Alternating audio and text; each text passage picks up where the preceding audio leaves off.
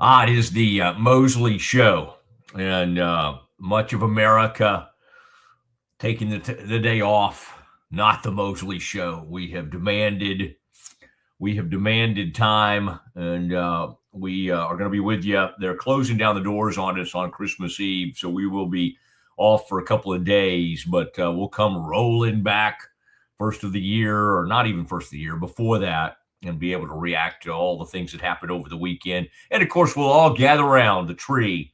And as we're eating our Christmas dinner, our Christmas lunch, we'll watch the Cowboys and the Commanders, two bad football teams at noon on Netflix. I want to welcome Scotty Swingler back to the program today. Scotty fighting through illness, but looks really good today. So I think he's come back. I don't know if Scotty went and got some Tamiflu in his system or something. Lizzie, who is in studio with us today. Lizzie, keep your distance from Scotty. That shouldn't be a problem. But just kind of give him a wide swath there, a wide bearing, and everybody mask up. And then let's not get into mask again. But let's just ease into the holidays. And that's what we're going to do today. Hello to our Twitter audience, our large Twitter audience, as we react to everything. I want to do something today, and I want to encourage our Twitter audience as they come in today on our premium Twitter platform. I want to do a couple things. I want to encourage, and we had musical talent today. Now, Scotty's still here. I'm still here. We both can kind of halfway sing. Scotty can play the guitar. I don't know if Lizzie, what kind of instrument she plays, but we were going to have an incredible former member of the Baylor Golden Wave Band, and a member of local Waco Orchestra Symphony, and a man who on the Baylor campus has played these unbelievable recitals that basically people buy tickets to attend. He was going to play some Christmas music for us today. Unfortunately, our big-time banking executive from Central National Bank, CNB, Brian Fonville, has come down with something and has no voice. Which, I mean, again, if you're playing the trumpet or you're playing an instrument, I don't really know if you need a voice. You just kind of need to blow into the windpipe or whatever you call that. But I think, we were hoping to talk to him as well. And so I think the voice has gone. And so anyway, like a lot of folks right now, he'll have to go get one of those, what do they call medicine balls is what we used to call them at Starbucks. And now they call them like honey citrus tea or something like that. But then I always add 3 packets of honey, and I'm sure they love that. But I like them to put 3 actual packets of honey into the medicine ball. So our musical talent has been canceled today, but we did not cancel the show. We decided to come out and do our thing, and Scotty and I have a lot prepared for you. Don't we, Scotty? I hope Scotty has something prepared. No, in the second half of the hour, and we may be saying goodbye a little early today because, again, why not? It's the holiday. And I don't want to short you. Of course, I always say this, and Scotty's quietly smiling right now, or gnashing of the teeth, whichever he might be doing, because anytime you hear me say we're going to do a short show, that means we're going to maybe leave like 5 minutes early. But today we're actually going to lean into that. Okay, we've got a lot of family in town. Everybody's wanting to do stuff with family. Lizzie's family is across the country, so if Lizzie, hopefully she has either family in town or folks to hang out with, certainly can come spend a little time with the Mosleys if that's something she'd be interested in. Just a short trip from Waco to Dallas, and then she could be with us around the tree, probably a little more than she wants to bite off at this point, but love to have her if anybody out there, any of our listeners, if you need a place to spend your Christmas, come on over, be with us. We'll put my address up on the screen here a little bit later. We had our Schmaltz's trivia contest. Well, last week, didn't we? We might do another one this week because the trivia falls on Christmas. And this is Scotty, help me later in the program. Let's come up with a Schmaltz's trivia question. I've got a couple of thoughts that I'm formulating. We could do something Baylor related. I was amazed the other day to see the Bears playing at noon on a Sunday. How are folks supposed to get out of church and get over to a Baylor game at noon? I don't know if I like that, but they played some young men from Southern, and that's a team that was like 4-7 coming to that game. Bears did not look great in the first half.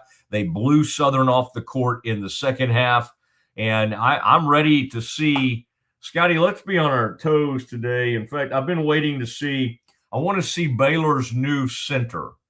Do we have this yet? Has Ashley Hodge revealed this to us? Baylor is supposed to add a big man at the break. And so I'm excited to share that with our audience. But here's what I'd like to do today for our Twitter audience and our YouTube audience. And if you're on Twitter, I would like you to sign up for YouTube. I'm going to ask you, both Baylor fans and Cowboys fans, what do you want? What do you want for the holidays? What do you, if you're trying, you're in the portal, you can have anything you want. It might be DJ Lagway from Florida. It might be Rocco Beck. It might be Byron Brown, who just went in the portal yesterday from South Florida.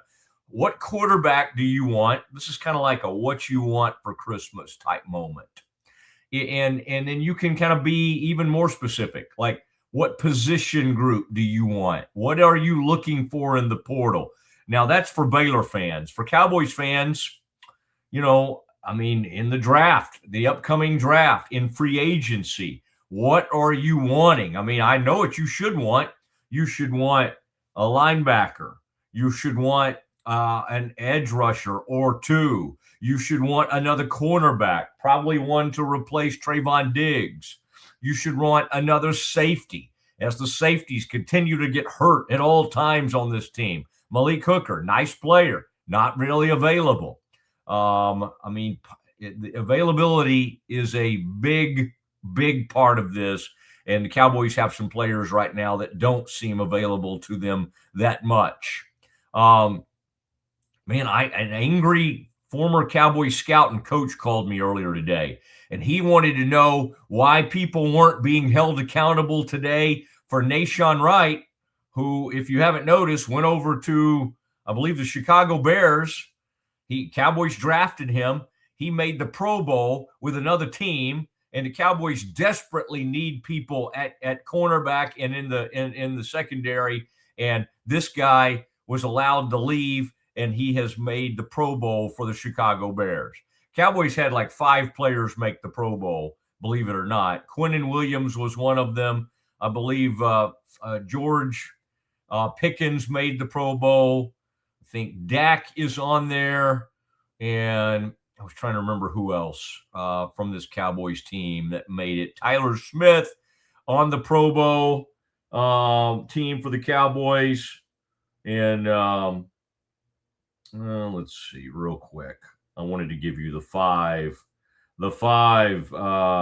Cowboys Pro Bowl players that made it, and you can decide for yourself if let's see.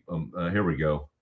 This was 4 hours ago. Dak, George Pickens, Tyler Smith, kicker Brandon Aubrey, and defensive tackle Quinnen Williams, who was traded to the Cowboys in November from the Jets. So the Jets sort of get credit a little bit for that.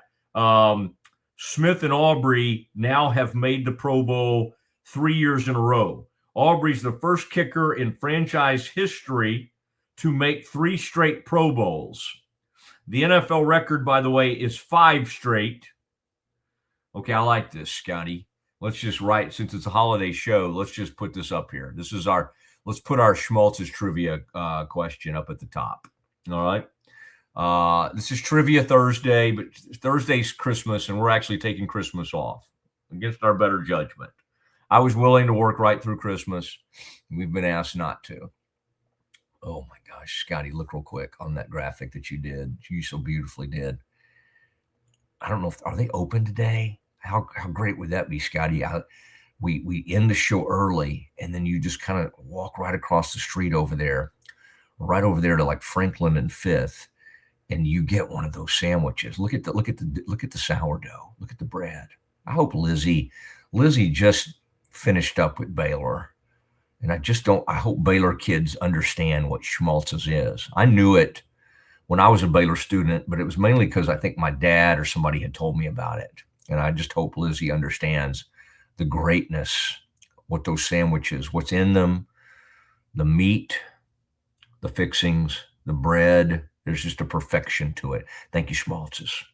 Thank you, Britt Tolley, for coming over, doing a great job. Thank you, Nelson Rue, for coming up with such an amazing thing all those years ago. We got a loan, went down to the bank, got a loan, and that's how it started. That's how Schmaltz's started. And there was an old location over right around the Baylor campus, over there near the Busy Beaver, close to where the business school and the new version of the business school is today. There was a Schmaltz's right on campus there. Then you had the downtown one that's there now, and then, of course, now out on Valley Mills.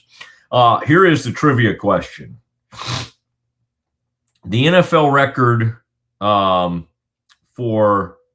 NFL kickers. The NFL record is 5 straight Pro Bowls. 5 straight Pro Bowls. Tell me who did that and where did he kick? Where was he a kicker? Who was the kicker and where was he a kicker? And I'll give you a hint. It's happened with, it's happened within the past 8 years. Okay. So this is a recent great streak of a Pro Bowl kicker. All right. Smith, by the way, Tyler Smith becomes just the 3rd guard in NFL history to earn 3 Pro Bowl selections by the age of 24, joining former standout Trey Turner and the Colts' Quentin Nelson. Wow. And Quinnen Williams is in his 4th straight Pro Bowl after 3 in a row with the Jets. He becomes the first player traded in midseason to make the Pro Bowl for the Cowboys since Amari Cooper did it in 2018. All right. Now, you might say, who should have been on it from the Cowboys that was left off? CeeDee Lamb had made 4 straight Pro Bowls. He was left on the cutting room floor. He could be added to the team. Who knows? And Kevontae Turpin made the last 2 as a return specialist, but not this season. Basically, anybody in the Pro Bowl from a return standpoint is anyone who played against the Cowboys. All right, guys, I'll be here all night. I kind of want to see that movie. I think it might be kind of dark and depressing, but that movie about the stand-up, I think Will Arnett's in it and Bradley Cooper looks interesting to me. Okay, let's see who has a guess here. Bear the Truth, has he won 2 recently? Oh, what the heck, it's the holidays. If Bear the Truth wins, we're going to give it to Bear the Truth, especially since he has a sailor bear in his logo there. The answer to the question is it's Justin Tucker. He's a man who got accused of some things, and he enjoys going to the massage parlor, but Justin was allegedly, did not behave in those situations. But he was an incredible kicker for the Ravens, and so good for Justin, but really good for Bear the Truth. For not good for Justin, by the way, with his behavior. Bear the Truth wins 2 free sandwiches to Schmaltz. And I would think Bear the Truth kind of understands this process by now. So I don't think Scotty, look at Scotty's going to do it anyway. Email Scotty to arrange pickup of your Schmaltz's coupon. And there is Scotty's email. Also, like if you have some great ideas for Baylor or you just want to wish Scotty a Merry Christmas, use that email and just say, Merry Christmas, Scotty. Scotty, I hope you and your daughter have a tremendous Christmas and your family and the Swingler family. It all comes together. Siblings, they've got great software engineers and all sorts of talented people in that family. and including Scotty, by the way, who's shown his talent off quite a bit for us in recent months here on the Matt Mosley Show. Okay, it is. So thank you, Central National Bank.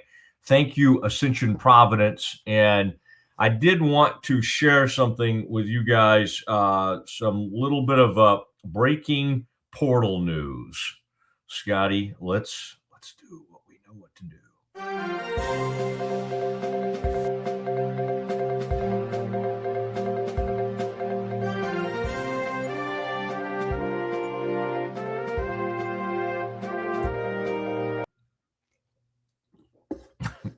My favorite part of it is the ending. It just it's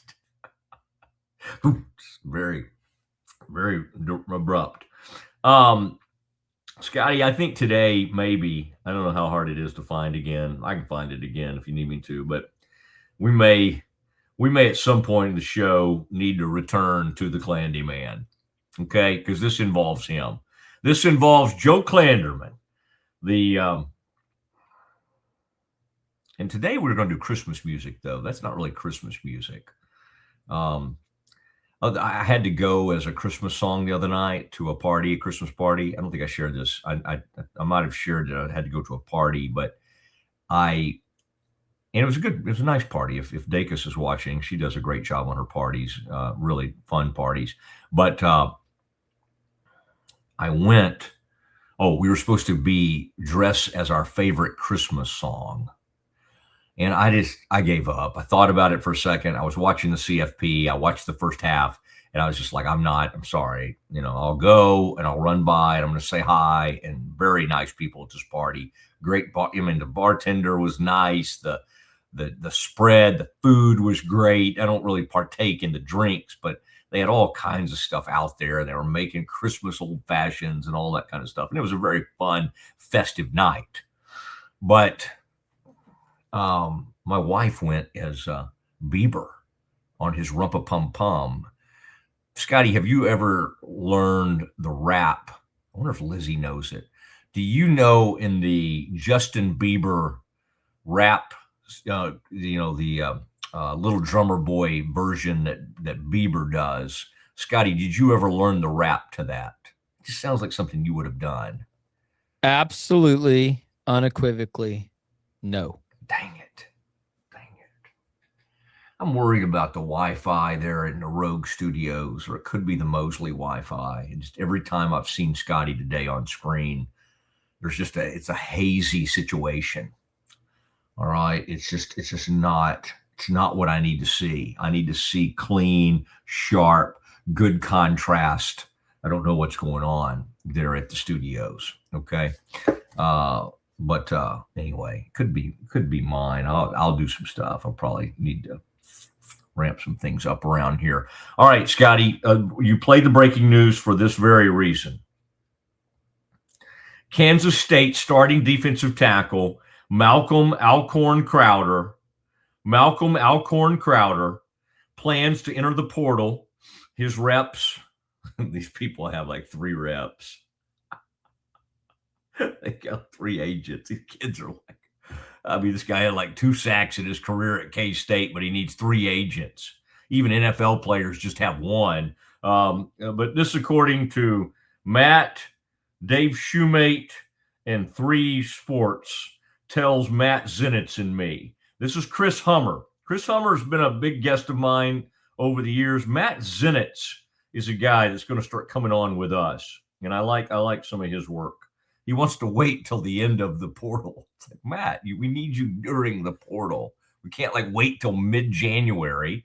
The whole point in having a major portal guest on is to have you on when all this stuff's heating up. But again, he's been very responsive and fun and nice to talk to. So I'll certainly not say anything negative. This young man is a 6'6", 305-pound defensive tackle. Posted 18 tackles and 2 sacks this year. Had the second highest pass rush win rate among Big 12 defensive tackles. Okay. In a year we focused on the Cowboys and Quinnen Williams, and I want to remind you, if you're following along on YouTube, if you're following along on Twitter, I want today you to share your kind of Christmas wish list for both the Cowboys and Kansas State, and Baylor. I say K-State because of Joe Klanderman, Baylor's new defensive coordinator. I mean, every time one of these K-State kids hits the portal, they got a new head coach, Colin Klein, there. Everybody thinks of Baylor now because their defensive coordinator is now in Waco. Now, we don't have the transfer portal money, I think, to just bring in every K-State kid, but you could have a few. You could have 2 or 3 K-State kids. Got to keep some money back for one of these quarterbacks. Scotty, I would say right now we've seen 15 decent, 5 top flight, borderline great quarterbacks hit the portal. I would say 15 to 20 quarterbacks that are all interesting, all varying levels of that's okay. That's kind of interesting. That's kind of cool. Wow. So that Baylor's got to hold back some money for that. All right. Now, they may be a little gun shy as far as the portal. They hit on Sawyer Robertson. They likely did not have to pay a lot of money for a guy who had barely had any snaps at Mississippi State. They paid way too much money for the guy from Toledo and DeQuan Finn. That was a disaster. It's a bad move. And again, it's part of the reason Baylor is having to evaluate how it looks at players. They are having to take a long look at the evaluation process.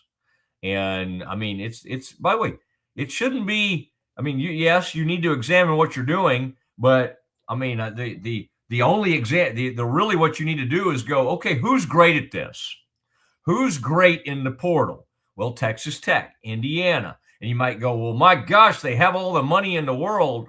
Not really. You think Signetti, when he got there, yeah, they needed to do some stuff and they needed to clean up their facilities and make things look better. But do you think that Indiana said, oh, Kurt, what do you need? What do you need? Can we give you, how about $10 million for a portal class? That's not the way it worked. It's not the way it worked. He brought gifts with him, like we hope the Clandy Man does.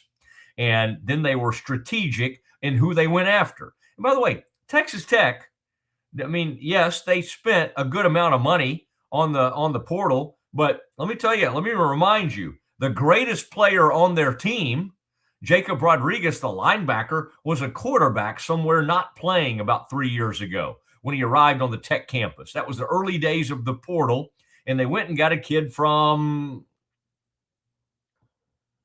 Virginia. He was just I was just trying to remember exactly where Jacob Rodriguez was from. I think it might have been Virginia, but he's just out there somewhere in the hinterlands of the ACC, wants to play quarterback, wasn't going to get to play quarterback. And Joey McGuire and his group, James Blanchard, old Baylor Bear.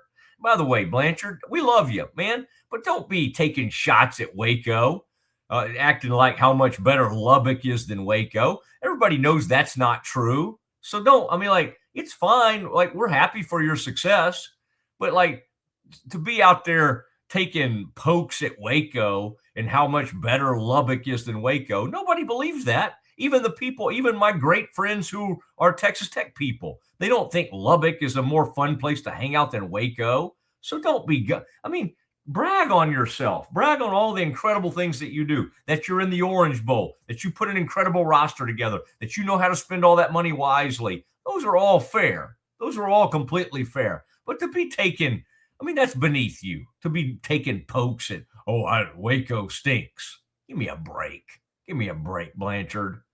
Jeez. Matt Rule and Baylor, they gave you a platform and they helped make you great. And you are great and you deserve everything coming to you, whatever they're paying you, $1 million, $500K, whatever it is. You totally have earned that.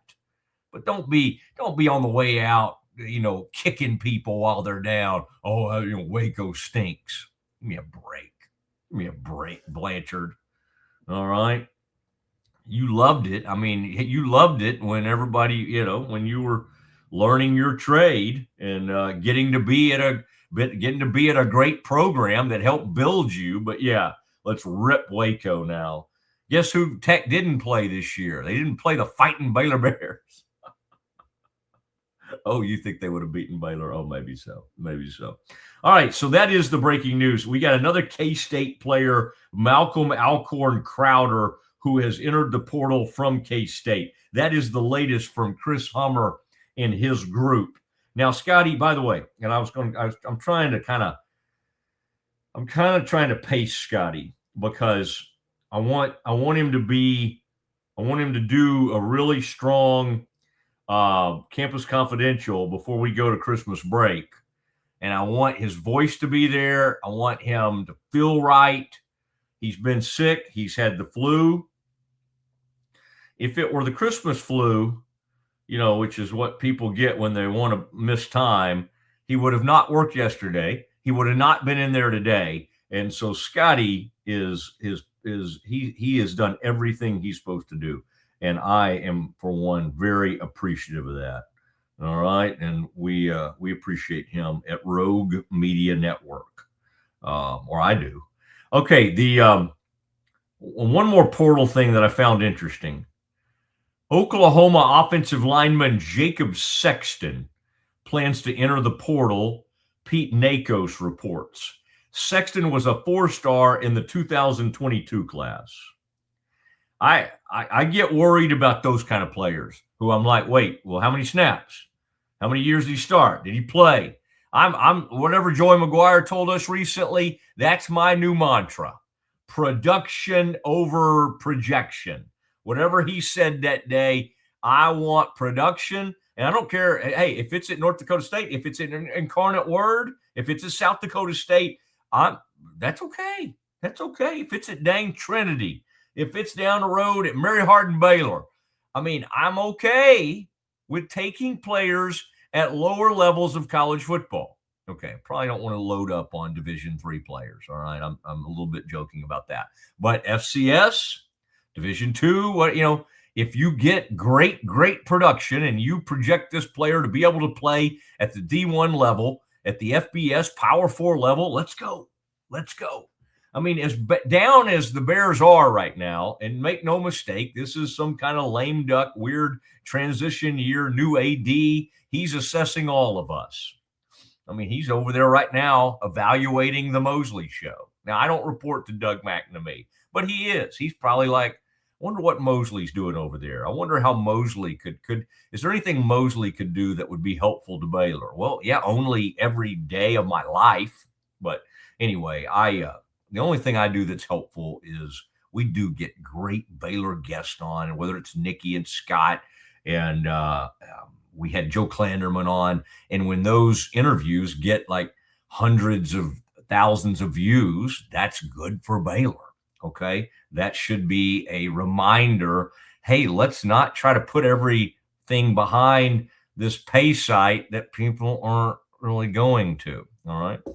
But anyway, the thing I like too, though, is I want to wish a Merry Christmas to like Baylor's SID department, Brent Ingram and his crew, Max, Cassie, and just Matt, good group over there. Colin Pirtle for the women, Baylor women. They've had to do it on a string shoe type situation. Baylor laid off a couple of SIDs, and which is, again, I don't know why they had to be the first to go, but unfortunately, and really good, young, like tremendous people on soccer and softball and volleyball, and we're on some of these other sports, and they were really good. Katie comes to mind. Anyway, very, very talented people. And anyway, I'm hoping Baylor gets back to realizing, hey, by the way, that group is extremely important to the university. If we're going to go make cuts, maybe look elsewhere. All right, I'm sure Baylor. See, I'm able to do this, Scotty, during this time, during the holiday, because I can just kind of say anything I want. All right, we are hearing from Mr. Murray. Christmas wish list for Baylor: sign DJ Lagway and as many Kansas State defensive players as possible. For the Cowboys, have Jerry actually hire a GM. I don't care who it is. All right, we dare to dream. That is a Christmas wish like no other. That's good. You hit on all the time. I love the combo there. I mean, hit on a couple things. I'll just break. The only way I know how to break it to you on DJ Lagway, too much money. You can't get your K-State kids and all these other kids you want if you're going to go after DJ Lagway. These top quarterbacks are literally going to get $4 or $5 million a year, just as I predicted. And now I'm hearing the people that actually keep up with the economics of all this and look at the data. That's where they think the market's going. They think these top level quarterbacks, these top 5-6 quarterbacks are going to be, their market is literally $4 or $5 million a year. Let me tell you how Baylor's portal budget would probably work. If you decided you wanted DJ Lagway for $3 to $4 million a year, you could get him. And then you might get like 1 or 2 other players on the cheap, and that would be your portal class. That would be a disaster for Baylor. Now, again, some would say, well, it's already been a disaster, and I can't argue with you that much. And Keaton Thomas, one of their best defensive players, just went in the portal the other day. Okay, we were talking about that yesterday. But what you need and what Dave Aranda needs is it's haymaker time. And I don't know if it's going to work, but this, unlike past years when Baylor might lose 8 to 10 players in the portal or 5 to 10 players in the portal, Baylor's going to end up, and partially by their own choice, I'm talking about Baylor's choice, they're going to end up this year losing 30 to 45 players in the portal. All right. And that's not all bad. That's not all bad. I mean, it'd be one thing if you're like, oh my gosh, Baylor was so great. Baylor was so extremely talented, which people try to make that case. People love to make the cases. It's not a talent issue. It's a coaching issue. Well, it's probably both, right? I mean, I think Dave Aranda, who is a big defensive guru, bears a lot of the responsibility for Baylor having a horrible defense this year. But also, we're going to come on here with a straight face and try to act like Baylor had just a ton of great talent on that defense. It's just not true. That's not fair. It's not accurate. Why would we be trying to fool people with that? Like, who are the players you've been upset that they've lost in the portal? Keaton Thomas. Okay, I'm out. I mean, I kind of would have. I wanted to see more of Phoenix Jackson, but like, there's not another defensive player that's left the building where you're just like, oh my gosh, oh man, we wish we could have seen more of that guy. Like, so again, but now who's that on? Well, I mean, it's on the talent acquisition. So then it becomes a question of, okay, are they bad at evaluating players? Yes. Okay, the answer is yes.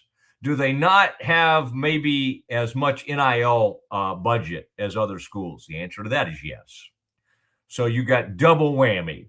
You've got underfunded and not great at so what do? Well, you fire whoever was bringing in those D-line, whoever was evaluating and deciding, hey, we'll go get that guy from A&M that's never played. And, oh, by the way, we'll get that other defensive lineman. I mean, like, Baylor went from having really interesting and some decent defensive tackles over the years to just kind of Jackie and maybe Cooper out there at defensive tackle. It was just sad.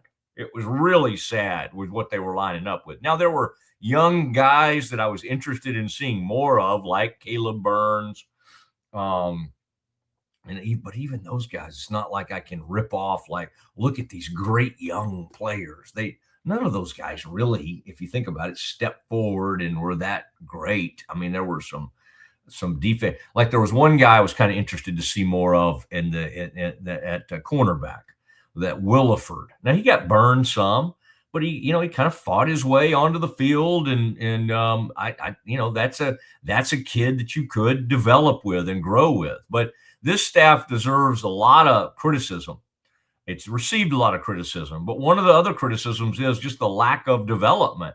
You can't convince us after the 2023 season that Caden Jenkins, Corey Gordon Jr., Carl Williams, you can't sit there and convince us that you have this incredible young group of and they were getting graded. It wasn't just Baylor people saying this. PFF was grading these freshmen very high, especially Caden Jenkins. Where are all those people now? They're gone. They're gone. And Jenkins' brother just hit the portal too, which I don't even remember him being on the field. So again, I wish all these people well, especially people like Keaton, who represented the school well. Great character guy, good leader. He was at Baylor for 2 years, and he knows they're, more than likely they'll be looking for a new, if this experiment doesn't work, this big haymaker, that they could be doing a coaching search for next year. Now, Keaton, it would have been Keaton's last year at Baylor, so I guess he could have stayed around and tried to help save Aranda's job, but I don't fault him that much, because let's say he's making, what do we think Keaton Thomas is making? I tried to do this yesterday, and I thought a little bit more about it. I would say probably at most, Keaton Thomas this year was making $200,000. You go, man, he's one of our best players. I bet he was making more than that. I don't think so. I don't think so. He was making somewhere $100,000 to $200,000 range, because he came from, remember, when he came to Baylor, he was making nothing. He came to Baylor from a JUCO, and so they got him on the cheap, and they would have gotten him at whatever. Let's say they probably paid him $20,000 to $40,000 or something like that. So let's say he was up around $150,000 to $200,000. On the open market now, Keaton should be able to at least make up to $400,000. And somebody, if one of those SEC teams really fell in love with him, he could make like $800,000. Okay, would Baylor be wise to pay him that to stay? I don't know. I think you'd probably be wise to see if you can build a team, because you got to build it in a hurry. I mean, the problem with college football right now is, on one hand, you're like, dang, you're gonna put some kind of piecemeal team together and try it for 1 year, and you're probably going to go get a new staff. Like, it just seems like such a waste. But the alternative is to not spend any money and just be truly awful, and go out there and in Aranda's final year go 2-10 or something like that. And some people would go, well, that's tanking, and maybe that's best. Save your money and have one horrific season. Well, you don't want to do that. I mean, the new AD can't afford to do that. He needs to start experiencing some winning and try to show signs of turning things in the right direction. I mean, again, we've said this before. Make no mistake. There is one reason why this head coach is still here. It's because Mack Rhodes wandered off into the wilderness, got himself in trouble, did something he shouldn't have done, and he gets fired or resigns. But basically, they had a settlement, and he had to go away, and that saved Dave Aranda. And everybody at Baylor knows it. It's not like, oh, Mosley's being mean about something. No, Dave Aranda knows it more than anybody. He caught a break. Now, what I wish him and hope for him is that he could take advantage of it. I had a conversation with him recently, and I loved it. But I've always liked Dave, and I hated it that he had such a disdain, and I felt like I didn't understand how to use the media. And I hated all that, but I never hated him. I think he's a great guy. In fact, I think he's a more authentic person than Matt Rule. I really do. I think if you're talking about who's the most genuine, authentic person, absolutely, Dave Aranda wins over Matt Rule. Now, I had a better relationship, and I still talk to Matt, and Matt came on with me all the time, so I appreciated that. But if I'm being totally honest, and I'm just saying who's the most genuine person, it's Aranda. And I love that about him. And he's more honest than really almost anybody in college football. But then with that comes some of the downside today. The inability to sort of understand what he needs to be for the school, what he needs to be for the program, what he needed to be. And it's taken him way too long to figure that out. And then to try to change in your 7th year, that's a lot to ask. I hope he does. I'm willing to be here. I'm willing to take part in that. But anyway, just wanted to say all that. Oh, Scotty, I'm doing a great job managing time. This is tremendous time management by me today on this. Let's take care of our unbelievable partners that were so kind to all come over with me from ESPN Central Texas. They made the move.